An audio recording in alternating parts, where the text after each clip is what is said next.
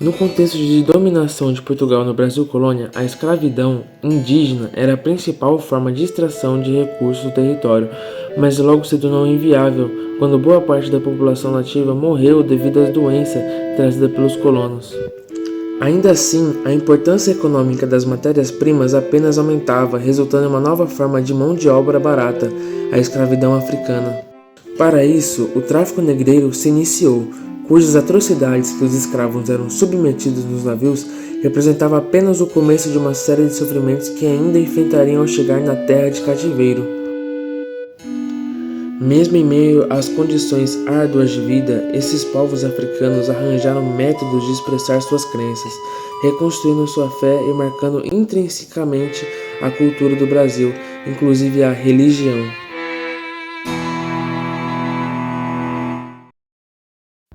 Mas antes de adentrar nos aspectos religiosos, é essencial explorar uma curiosidade. É comum ouvir dizer que os portugueses que colonizaram o Brasil. Não falamos simplesmente dos europeus que o fizeram, mas sim especificamente os portugueses. Porém, será que a maioria de nós consegue listar o único povo africano que foi trazido como escravo para o Brasil? Veja bem, quando se trata dos colonos, eles não são apenas europeus, eles são pessoas de países definidos, como espanhóis, ingleses e portugueses. Mas quando são os africanos, é só isso, os africanos ou os negros. É por isso que conhecer quais são os grupos africanos que vieram aqui é relevante, e buscando reviver as imagens que lhes foram apagadas, listamos e descrevemos os principais grupos africanos que vieram na nossa terra: os Bantus, os Yorubás, os Jejés e Malês. Bantus é um nome genérico para etnias da África Central e Austral. Entre as tribos Bantus levadas ao Brasil estão os Quimbundos, os Lubas, os Lundas e outros. Já o grupo Yorubá inclui descendentes dos reinos Oió, os Ijebus, descendentes do reino Ketu e outros. Eles são originários da região atual da Nigéria. Os Jejés abrangem Achantes, Gans, Agones e outros.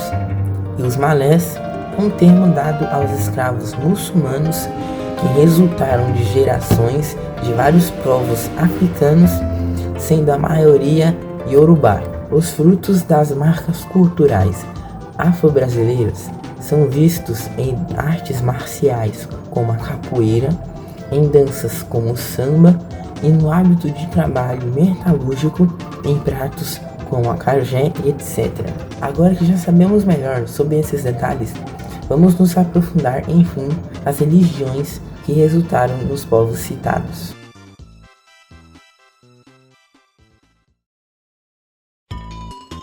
As religiões afro-brasileiras são conjuntos de práticas e crenças voltadas ao sagrado, divino e espiritual que se originaram pelas etnias africanas trazidas ao território brasileiro. O surgimento de tais formas de fé remete a um processo chamado sincretismo, quando duas ou mais religiões se fundem e geram uma nova vertente.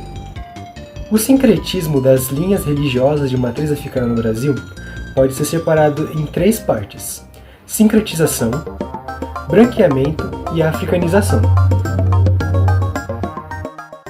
Entre as religiões afro-brasileiras mais populares estão Candomblé, Umbanda e Quimbanda, embora muitas outras existam. O Candomblé é o mais antigo dos três citados, tendo surgido no momento de sincretização, enquanto a Umbanda e Quimbanda são frutos do branqueamento.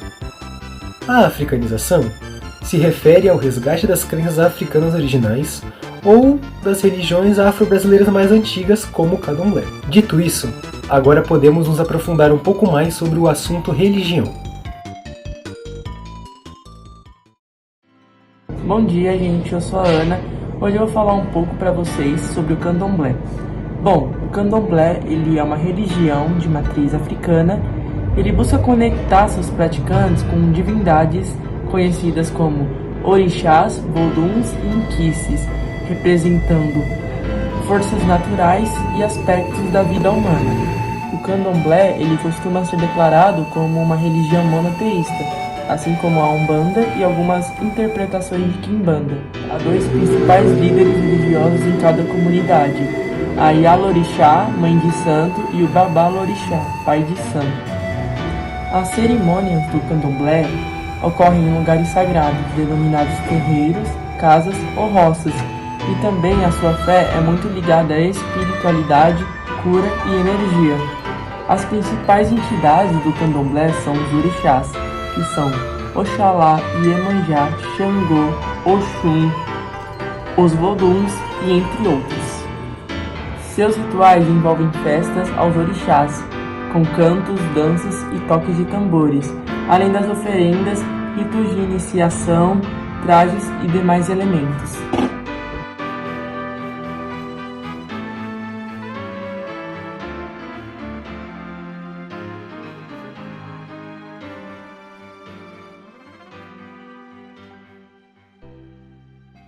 Recordando o processo de branqueamento citado, a Umbanda nutre muitas semelhanças com o Candomblé, como a crença nos orixás e no Ororô ou Zambi, mas é mais mesclada com costumes cristãos e espíritas. Nas tradições umbandistas, há uma tendência maior para a associação de santos católicos e a respeito a Jesus, que também é presente em um grau menor no Candomblé. As crenças principais são a busca pela evolução espiritual, ideia de causa e efeito, reencarnação, axé e reconhecimento de Zambi ou Olurã como Deus Supremo. Diferentemente do Candomblé, Oxalá não é um orixá diferente, mas também o nome de Zambi. Apesar de também se acreditar em orixás, eles não são vistos como deuses menores em nenhum momento, e sim como manifestações divinas de Oxalá. Também creem na existência de entidades em que há 3 classificações majoritárias, diferentes segundo a polarização das energias que trabalham: entidade de esquerda, das energias mais densas, como Exus e Pombagiras, e entidades de direita, como os pretos velhos, que são espíritos de antigos escravizados, e os caboclos, que são espíritos indígenas.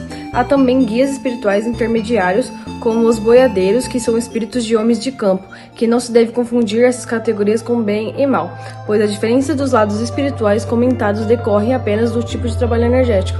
Os rituais umbandistas mais comuns são a gira, defumação, as oferendas, o banho de amaci e a sessão de posse. Bom dia, meu nome é Christian e hoje eu vim falar sobre a Quimbanda. Também surgida no processo de branqueamento, a Quimbanda é considerada parte complementar da Umbanda, uma religião distinta. Possui uma relação intrínseca com a bruxaria, diabolismo e demonologia, que a distingue da Umbanda e do Candomblé, e é a que mais se afasta das crenças africanas e do cristianismo. Negando a dualidade entre o bem e o mal, o Exu maioral é tanto bom quanto mal. Em alguns casos acreditam em orixás, mas eles nem sempre estão presentes. A dualidade da Quimbanda não se refere ao maligno e ao benigno, mas à vida e energia, como uma coexistência da luz, positivo e negativo, até mesmo na entidade suprema. Os líderes espirituais costumam ser denominados Tata Quimbanda, Naganga, Rei ou Rainha da Quimbanda. As duas entidades mais reconhecidas na Quimbanda são os Exus e as Pombogiras, como centralidade no Exu maioral.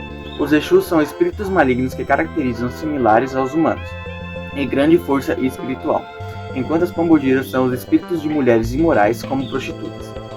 Ambos são presentes nas outras duas religiões abordadas aqui. Entretanto, suas definições são bem distintas. O ritual e culto são tradicionalmente sigilosos. Utiliza-se a maioria das vezes cores preto e vermelho. Sacrifícios são mais comuns em oferendas do que nas outras duas religiões.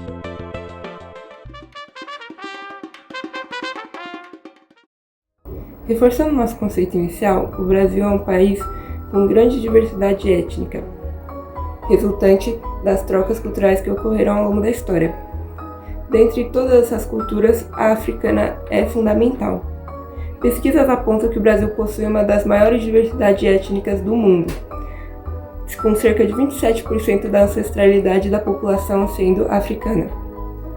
Isso mostra que sem a contribuição dos povos africanos, mesmo com toda a violência e marginalização que sofreram, nossa identidade cultural não existiria como é hoje. A cultura afro-brasileira trouxe valores importantes como o respeito à natureza, o senso de comunidade e a tolerância religiosa.